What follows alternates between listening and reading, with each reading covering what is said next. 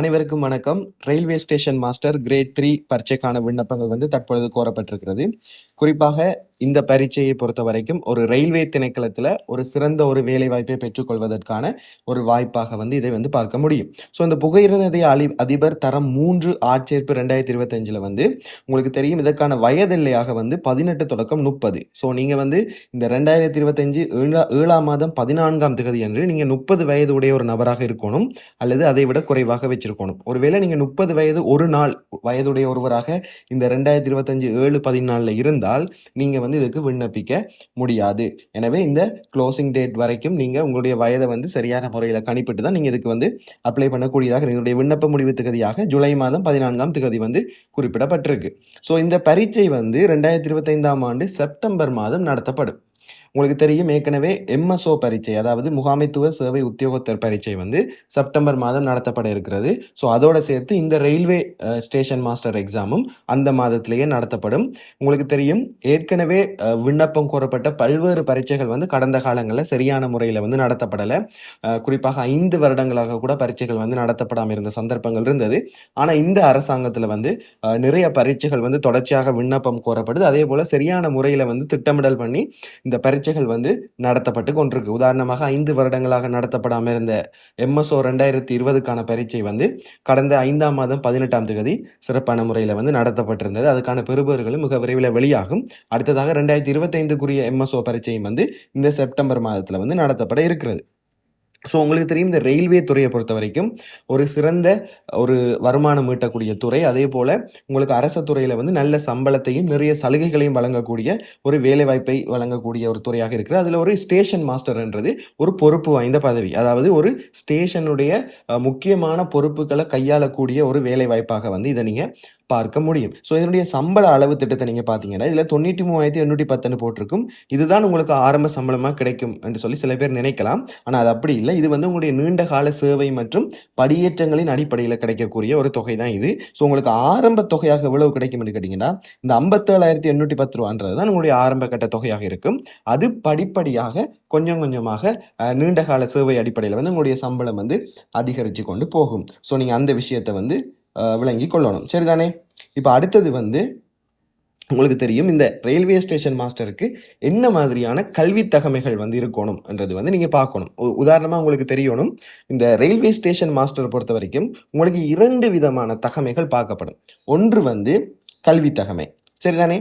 அடுத்தது உடல் சார்ந்த தகமைகள். ஸோ 2 தகமைகள்லையும் நீங்கள் சரியான முறையில் பூர்த்தி பண்ணியிருக்கிற பட்சத்தில் தான் நீங்கள் இந்த எக்ஸாமை ஃபேஸ் பண்ணக்கூடியதாகவும் இருக்கும். அதே போல் இந்த நியமனத்தை பெற்றுக்கொள்ளக்கூடியதாகவும் இருக்கும். ஸோ இதில் கல்வி தகமையில் நீங்கள் மெயினாக பார்த்தீங்கன்னா உங்களுக்கு ஓ லெவலில் 6 பாடம் பாஸ் பண்ணியிருக்கணும். அதில் கட்டாயம் உங்களுடைய மொழி பாடம், இப்போ நீங்கள் தமிழ் மொழியில் படிச்சிருந்தா தமிழ் மொழி, நீங்கள் சிங்களத்தில் படிச்சிருந்தா சிங்களம், அதே போல் நீங்கள் இங்கிலீஷ் மீடியத்தில் படிச்சிருந்தா இங்கிலீஷ், அந்த மொழி பாடமும் அதோட சேர்த்து கணிதத்திலையும் உங்களுக்கு கட்டாயமாக 2 C இருக்கணும். அதோட வேறு ஏதாவது 2 C, அதோட 2 பாடத்தில் பாஸ். அப்போ மொத்தமாக நீங்கள் 6 பாடம் பாஸ் பண்ணி, இதை நான் தெளிவாக உங்களுக்கு விளங்கப்படுத்தி தரேன். ஏ லெவலை பொறுத்த வரைக்கும் 3 பாடத்தில் சிம்பிள் பாஸ் 3 டெஸ்ட் எடுத்திருந்தா காணும். அதே போல் நீங்கள் இந்த ஜென்ரல் இங்கிலீஷ் ஜென்ரல் நாலேஜ்லாம் பாஸ் பண்ணியிருக்க வேண்டிய அவசியம் இல்லை. சரிதானே? அப்போ இதில் நான் தெளிவாக இன்னும் விளங்கப்படுத்துகிறேன் பாருங்கள். இப்போ நீங்கள் இதில் பார்க்கலாம். இதில் பாருங்கள், உங்களுக்கு ஓ லெவலை பொறுத்த வரைக்கும் 6 பாடம் சித்தி இருக்கணும். அதில் உங்களுக்கு கணிதத்தில் சி கட்டாயமாக இருக்கணும். அடுத்து நீங்கள் தமிழ் மொழியில் தான் படிச்சிருக்கீங்கன்னு சொன்னால் உங்களுக்கு தமிழில் சி கட்டாயம். அப்போ உங்களுக்கு 2 C அடுத்ததாக வேறு ஏதாவது 2 பாடம், அது சயின்ஸாக இருக்கலாம், இங்கிலீஷாக இருக்கலாம், எந்த படமாக வேணாலும் இருக்கலாம், அதில் 2 C.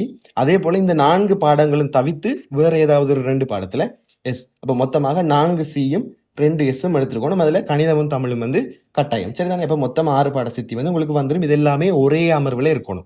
2 அமர்வுகள்லையோ அல்லது 3 அமர்வுகள்லையோ நீங்கள் வச்சிருந்தா அது செல்லுபடி ஆகாது. சரியா? உயர்தரத்தை பொறுத்த வரைக்கும் சிம்பிள் 3 பாடத்திலையும் சித்தி இருந்தால் சரி. சரிதானே? ஸோ அப்போ இதுதான் இதுக்கான தகமைகளாக இருக்குது.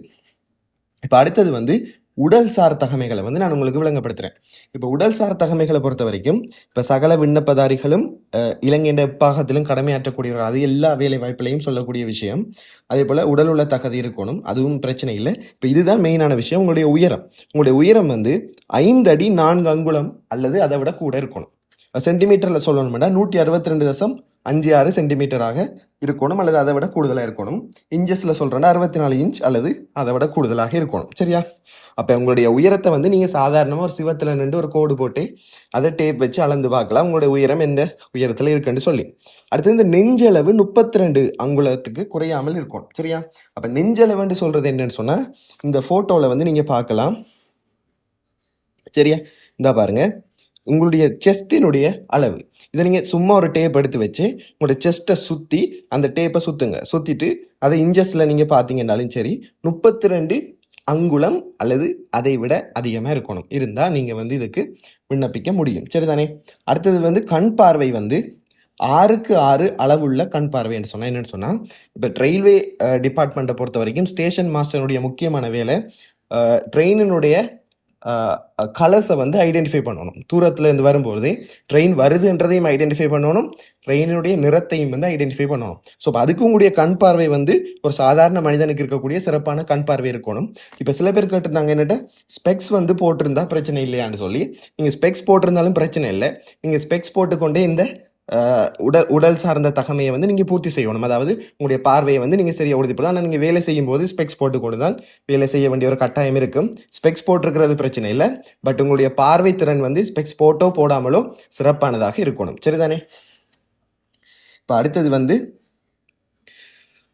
ஆட்சேர்ப்பு பரீட்சையில் வந்து என்ன மாதிரியான பேப்பர்ஸ் வந்து வரப்போகுதுன்னு பார்த்தீங்கன்னு சொன்னால், இந்த பேப்பர்ஸ் வந்து சிங்களம் தமிழ் 2 மொழியிலேயும் தான் நடத்தப்படும்.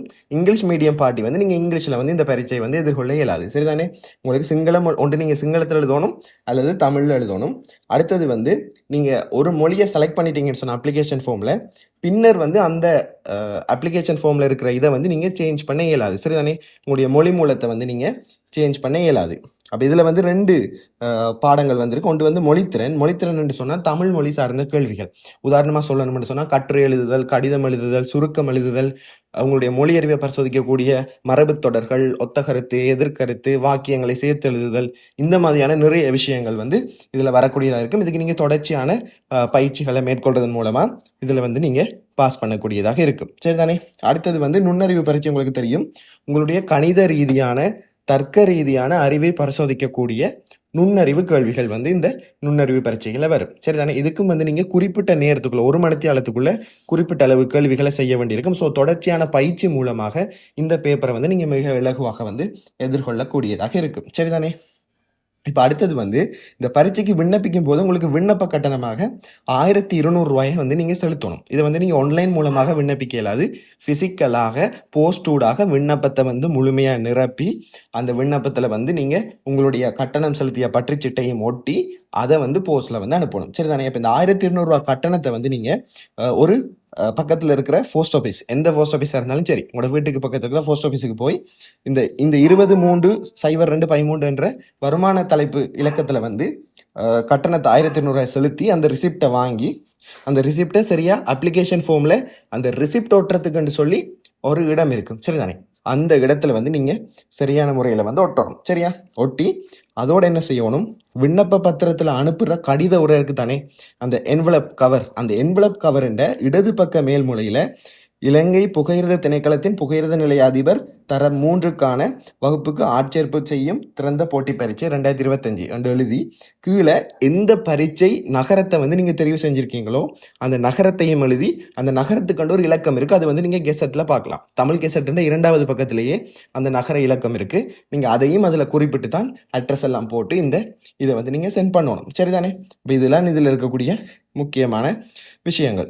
சரி, இப்போ அடுத்ததாக வந்து இந்த பரீட்சைக்கான வர்த்தமானி அறிவித்தலை வந்து நான் சிறியதாக வந்து உங்களுக்கு விளங்கப்படுத்துகிறேன். இந்த வர்த்தமானி அறிவித்தனுடைய முழுமையாக வந்து நீங்கள் வாசித்து கொள்ளணும். அப்போ தான் இந்த வர்த்தமானி அறிவித்தல் ஊடாக சரியாக நீங்கள் இந்த விண்ணப்ப படிவத்தை நிரப்பி அனுப்பக்கூடியதாக இருக்கும். இதில் வந்து எந்த அட்ரஸுக்கு வந்து நீங்கள் அனுப்பணுன்றதை பார்க்கணும்னு சொன்னால் இந்த வர்த்தமானி அறிவித்தலுக்கு போயிட்டு நீங்கள் 1வது பந்தியிலேயே பார்க்கலாம். இந்த இருக்கு பாருங்கள், சகல நிறுவன பரீட்சை மற்றும் திட்டமிடல் கிளை தபால் பெட்டி இலக்கம் 1500 கொழும்பு என்ற முகவரிக்கு தான் நீங்கள் குறிப்பிட்ட விண்ணப்ப முடிவு திகதிக்கு முதல் வந்து இதை அனுப்பணும். சரியா? அதே போல் அடுத்ததாக அடுத்ததாக வந்து நான் பார்க்கலாம் இந்த பரீட்சை நகர இலக்கமும் நகரமும் வந்து நீங்கள் குறிப்பிடணும்னு சொல்லியிருந்தா என்வலப்போட டாப் லெஃப்ட் கார்னர், அதாவது இடது பக்க மேல் மூலையில். ஸோ நீங்கள் இதில் வந்து பார்க்கலாம் அனைத்து நகரங்களுக்கும் ஒரு இலக்கம் வந்து கொடுப்பட்டிருக்கு. ஸோ நீங்கள் எந்த நகரத்தை செலக்ட் பண்ணுறீங்களோ அந்த நகர இலக்கத்தை வந்து அதில் குறிப்பிடணும்ன்றதை வந்து கவனத்தில் கொள்ளுங்க. சரியா? அடுத்தது வந்து மற்ற நோமலான விஷயங்கள் எல்லாம் இதில் இருக்குது, முழுமையாக வாசிச்சு கொள்ளுங்க. அடுத்தது பாருங்க, இதுதான் முக்கியமான விஷயம். நீங்கள் இப்போ விண்ணப்ப படிவம் வந்து இந்த கெசட்டோட இணைக்கப்பட்டிருக்கு, அப்படியே நீங்கள் அந்த விண்ணப்ப படிவத்தை பிரிண்ட் எடுத்து ஃபில் பண்ணி அனுப்பலாது. இந்த விண்ணப்ப படிவம் வந்து சரியான மெத்தட்ல வந்து தயாரிக்கப்படணும். இந்த பாருங்க, முதலாம் பக்கத்தில் வந்து 1-5 வரையான கேள்விகள் வந்து இருக்கணும். இரண்டாம் பக்கத்துல இருந்து 6-9 வரையான கேள்விகள் என்று சொல்லி இந்த சொல்லப்பட்ட ஃபார்மேட்ல அந்த அப்ளிகேஷன் ஃபார்ம் வந்து தயாரிக்கப்பட்டிருக்கணும். ஸோ நாங்கள் ஏற்கனவே அந்த தயாரிக்கப்பட்ட அப்ளிகேஷன் ஃபார்மை வந்து எங்களுடைய வழிகாட்டல் குழுவில் வந்து பதிவிட்டிருக்கிறோம். ஸோ நீங்கள் அந்த வழிகாட்டல் குழுவில் இணைகிறதன் மூலமா அந்த அப்ளிகேஷன் ஃபார்ம் உங்கள்கிட்ட இல்லைன்னாலும் பெற்றுக்கொள்ளலாம். அதே போல் இதுக்கான பேப்பர்ஸ் மற்றும் தொடர்ச்சியான வழிகாட்டல்கள் கிளாஸஸ் எதுவும் நீங்கள் கண்டக்ட் பண்ணணும் என்று சொன்னால் நீங்கள் எங்களுடைய வழிகாட்டல் குழுவில் வந்து கீழே கமெண்ட்லையும் பாருங்க இருக்குது, பின் பண்ணி இருக்குது. அதே போல் டிஸ்கிரிப்ஷன்லையும் பாருங்க வழிகாட்டல் குழுவினுடைய லிங்க் இருக்கு, அதில் நீங்கள் தாராளமாக ஜாயின் பண்ணி கொள்ளலாம். அதே போல் எங்களை கான்டாக்ட் நம்பரும் வந்து நாங்கள் இதில் கொடுத்துருக்கிறோம். நீங்கள் அந்த கான்டாக்ட் நம்பருடைய வாட்ஸ்அப்புக்கும் வந்து நீங்கள் மெசேஜ் போடுவதனூடாக எங்களோட வந்து தொடர்புகளை வந்து ஏற்படுத்தி கொள்ளலாம். இதுக்கான வழிகாட்டல் வகுப்புகள் வந்து சரியாக வந்து ஆரம்பிக்கப்பட்டிருக்கு. ஒரே ஒரு வகுப்பு மட்டும்தான் இது வரைக்கும் நடந்திருக்கு. அடுத்த வகுப்பு வந்து அடுத்த சனிக்கிழமை தான் வந்து நடத்தப்படும். ஸோ இன்னும் அடுத்த வகுப்பு நடத்துறதுக்கு இன்னும் 7 தொடக்கம் 8 நாட்கள் இருக்குது. ஸோ நீங்கள் வந்து இந்த வழிகாட்டல் வகுப்புகள் இணைந்து கொள்ள விரும்பினா தாராளமாக வந்து இணைந்து கொள்ள முடியும். அதுக்கான ரெக்கார்டிங்ஸும் வந்து உங்களுக்கு முழுமையாக வழங்கப்படும். ஒவ்வொரு வகுப்புக்குமான ரெக்கார்டிங் வந்து உங்களுக்கு வழங்கப்படும். ஸோ நீங்கள் ரெக்கார்டிங்ஸையும் திரும்ப பார்த்து இந்த இதை வந்து படித்து கொள்ளலாம். ஸோ இது முக்கியமான விஷயம் என்னன்னு கேட்டீங்கன்னு சொன்னால், இந்த வழிகாட்டல் வகுப்புகளை நடத்தக்கூடிய வளவாளர் வந்து ஏற்கனவே புகையிரத நிலைய அதிபர் பரீட்சையில் தெரிவு செய்யப்பட்டு அதாவது ஐலண்ட் வைட்ல வந்து 5வது ரேங்க்ல வந்து தெரிவு செய்யப்பட்ட ஒருவர், அதுக்கான நியமனத்தையும் பெற்றுக்கொண்ட ஒருவர். ஸோ அவர் தான் இதை வந்து டீச் பண்ண போறார். ஸோ உங்களுக்கு இன்னும் சிறப்பாக வந்து இந்த பரீட்சையை எதிர்கொள்றதுக்கான முழுமையான நுணுக்கங்களையும் வந்து நீங்க அவர்கிட்ட இருந்து எதிர்கொள்ள கூடியதாக இருக்கும். ஸோ அப்போ அடுத்த விஷயம் என்னென்னு பார்த்தீங்கன்னு சொன்னால், இந்த விண்ணப்ப படிவத்தை வந்து நான் உங்களுக்கு காட்டுறேன்னு பாருங்கள். இந்த விண்ணப்ப படிவத்தை வந்து நீங்கள் தாராளமாக பிரிண்ட் பண்ணும் பொழுது டபுள் சைட்டாக பிரிண்ட் பண்ணுங்கள். அதாவது ஒரு தாள்ன்ற 2 பக்கமும் வர மாதிரி பிரிண்ட் பண்ணுங்கள். தயவுசெய்து ஒரு தாள்லையும் தனித்தனி பக்கமாக பிரிண்ட் பண்ண வேணாம். அவங்க தெளிவாக இதில் சொல்லியிருக்கிறாங்க A4 சைஸில் வந்து டபுள் சைடாக வந்து பிரிண்ட் பண்ணணும்னு. சரிதானே? இப்போ இந்த விண்ணப்ப படிவத்தில் பாருங்கள், இதில் வந்து நீங்கள் பரீட்சைக்கு தோற்ற மொழி மூலத்தை வந்து செலக்ட் பண்ணணும். சரிதானே? அடுத்தது வந்து உங்களுடைய பிரஜா உரிமை வந்து நீங்கள் பரம்பரையாக இந்த நாட்டில் வாழ்றதால உங்களுக்கு இந்த பிரஜா உரிமை வந்து நீங்க பரம்பரை மூலம் வந்து கொடுக்கலாம். அல்லது நீங்க வேறொரு இடத்துல நீங்க வந்து பதிவு பண்ணி இந்த நாட்டில் வாழ்ந்து கொண்டிருக்கிறீங்கன்னா நீங்க பதிவு மூலம் சொல்லி கொடுக்கலாம். சரிதானே? இப்ப அடுத்து வந்து பரீட்சைக்கு தோற்றதுக்கு நீங்க 2 நகரங்களை வந்து சூஸ் பண்ணலாம். ஸோ அது என்ன நகரம்ன்றது இந்த 2 நகரத்தையுமே எழுதி அதுக்கான நகர இலக்கம் வந்து உங்களுக்கு தெரியும், கெசட்டுன்ற 2வது பக்கத்துல இருக்கு. நீங்க அதை பார்த்து அந்த நகர இலக்கங்களை வந்து கொடுத்து கொள்ளலாம். சரிதானே? இப்ப அடுத்தது வந்து உங்களுடைய மற்ற விஷயங்களை வந்து நீங்க நார்மலாவே ஃபில் பண்ணி கொள்வீங்க. அதை நான் சொல்லி தரணும் என்ற அவசியம் இல்லை.